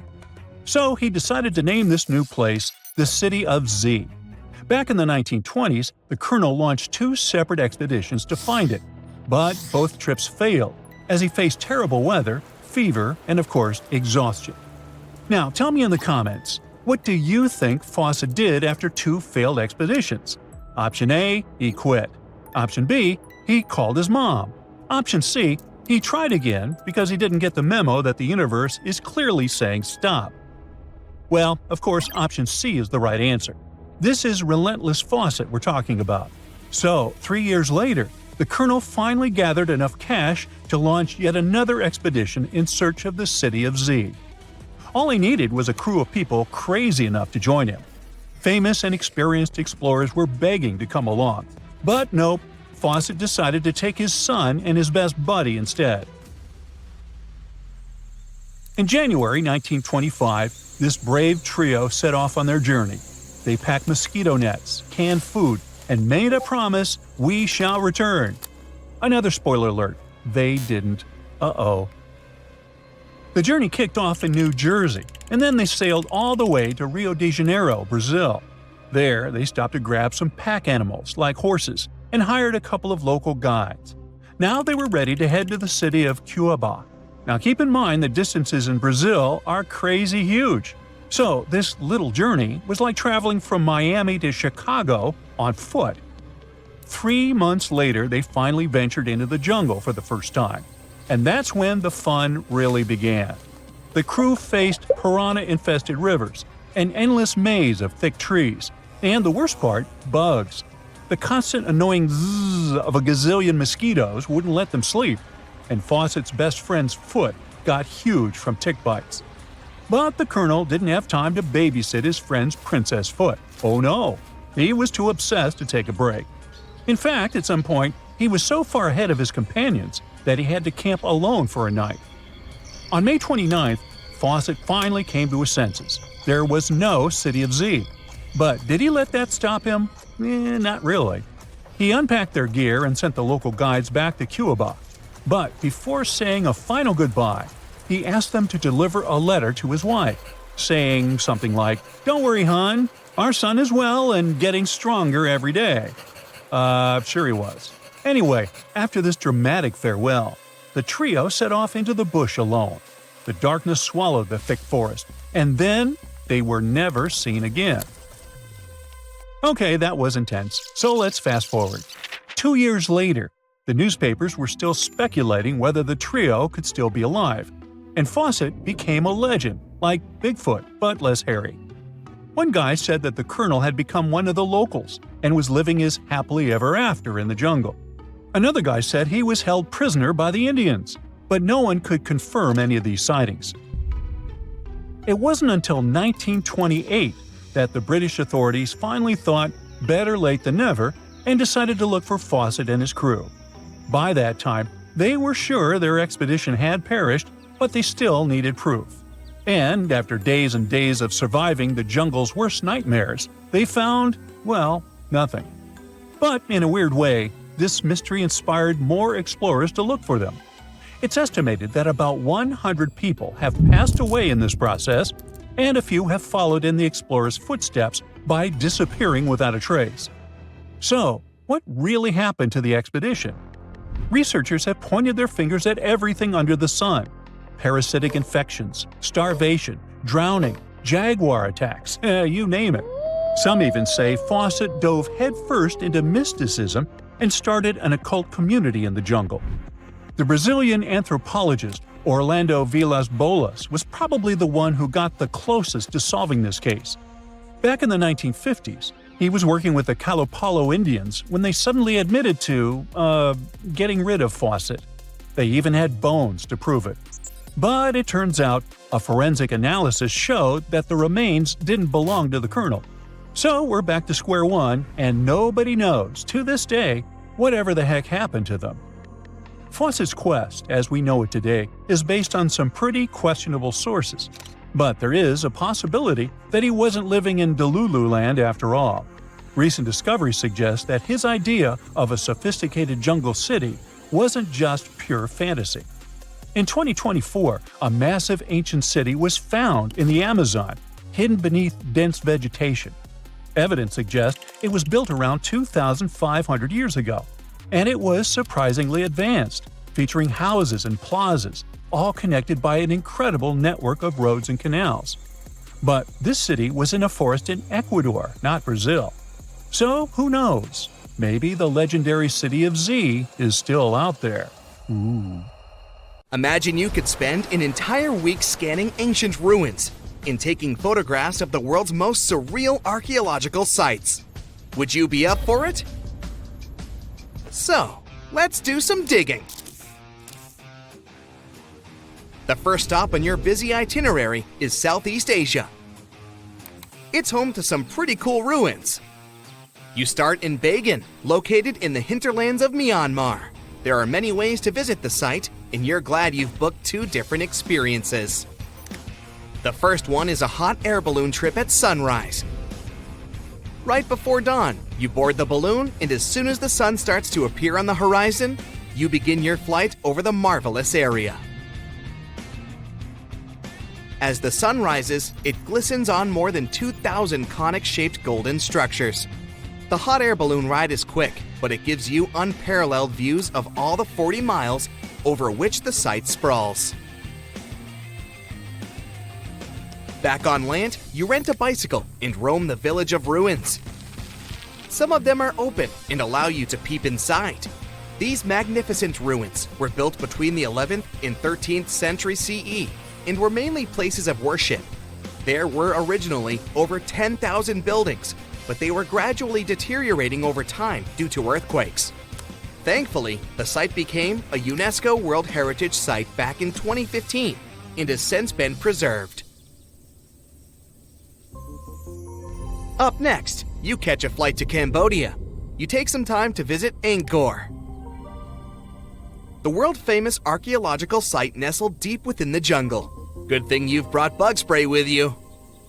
The city of Angkor was once the capital of the Khmer Empire from the 9th to 15th century. FYI, the word Angkor means capital city in the Khmer language. The city was founded by King Yasovarman I, and it became one of the largest cities in the pre-industrial world. Researchers say nearly 1 million people live there. Until today, Angkor is admired for its stunning architecture. The Khmer style is recognized in the use of huge blocks of sandstone. The towers are believed to have been once decorated with gold. But today, the site is a maze of vine-covered temples. The city was abandoned in 1431 and wasn't rediscovered until the 1840s. Oh, and just so you know, this is also a UNESCO Heritage Site. It became one in 1992, in case you want to brag to your friends about your culturally rich adventures in the future. Now, your trip continues in Egypt. You're here to visit the Karnak Temple in the city of Luxor. You opt for the most unusual way to get to Luxor. That is, a boat ride down the Nile River. Leaving Cairo, you head south until you reach the famous ancient city. Luxor was once the capital of Egypt and a true hub of power and wealth. That is why the Karnak complex is such a great archaeological site. You choose to visit it at night, and still at the entrance, you are struck by the site's beauty. In the evening, artificial lights cast a golden glow on the temple statues and stone columns. The temple is huge and was built mainly around the 18th and 19th centuries BCE. Each Egyptian pharaoh from that period left their own architectural mark on the site. The highlight of this tour is taking a walk through the Avenue of Sphinxes and discovering the Great Hypostyle Hall. This hall is filled with towering pylons and solid sandstone columns, a true wonder. From Egypt, you head down to Jordan. Now, if you like terracotta landscapes, you've come to the right place. The city of Petra is a marvel of the ancient world. Located in Jordan's desert, the city was a commercial hub back in the 4th century BCE. The Nabateans, an Arab Bedouin tribe, lived in the so-called Rose City and thrived for many years, having accumulated a significant amount of wealth. The city was known for its innovative water management system, which made the region inhabitable. And yes, you'll catch a glimpse of its ruins on your tour. The rock-carved gate-like structure Petra is famous for what is called the Pharaoh's Treasury. It stands at the main entrance to the site and is said to have a treasure hidden beneath it. Don't forget to stand right beneath it and take one of those classic pictures for social media. Once Petra has been ticked off the list, you fly to southern Europe. More specifically, to the tip of the Italian boot. You have a day trip scheduled to visit the ruins of Pompeii. Pompeii can be reached by car from the city of Naples. It's home to the eerie yet well-preserved ruins of a city that was once engulfed by lava. When Mount Vesuvius erupted in 79 CE, it left the city of Pompeii completely buried under millions of tons of volcanic ash. The ancient city was first discovered by beneath the volcanic rock in the 16th century, but it was first cleared from debris in the 1870s. Today, you'll be able to walk down the streets of these ancient Roman ruins and imagine what the town looked like in its heyday. Pompeii was a vibrant and rich municipality. The site's ruins revealed that many areas of Pompeii had boasted impressive bakeries, markets, and even houses with balconies, which were a sign of great wealth at the time. And believe it or not, even some artworks survived the eruption. Archaeologists found well-preserved frescoes and murals with mythological creatures. All this indicates that members of the high society lived there. The city even had thermal baths and showers made from luxurious materials. While you're still in Europe, you'll hop over to visit the iconic Stonehenge. It's a perfect day trip if you stay in the city of London, just a short train journey away. Stonehenge dots the Salisbury Plain in Wiltshire, England, and is one of the world's most recognized ancient ruins. More than 5,000 years old, these curious stone rings are some of the oldest stone structures on the planet. Created out of sandstone, they are shrouded in misery. Who built them and why is still largely unknown. Popular theories claim that Stonehenge was used as a great solar calendar, built to help people keep track of days, weeks, and months. Talk about hard work to create a mere calendar, huh?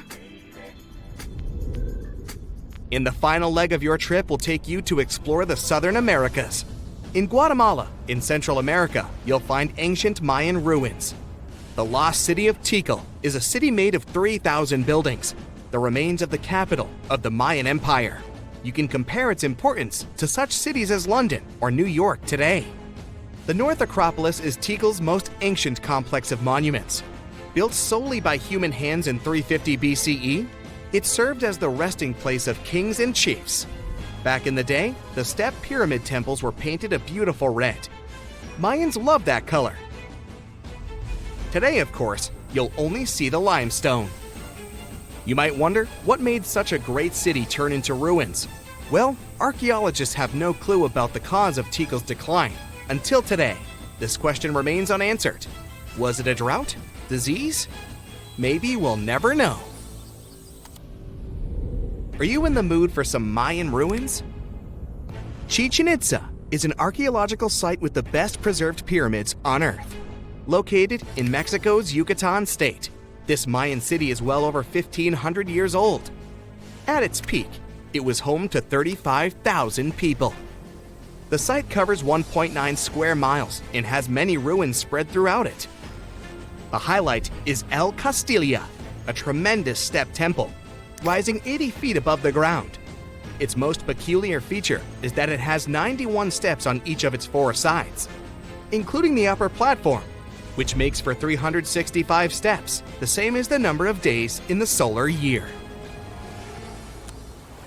Phew, what an intense trip. Time to head home now and soak it all in. See you next time.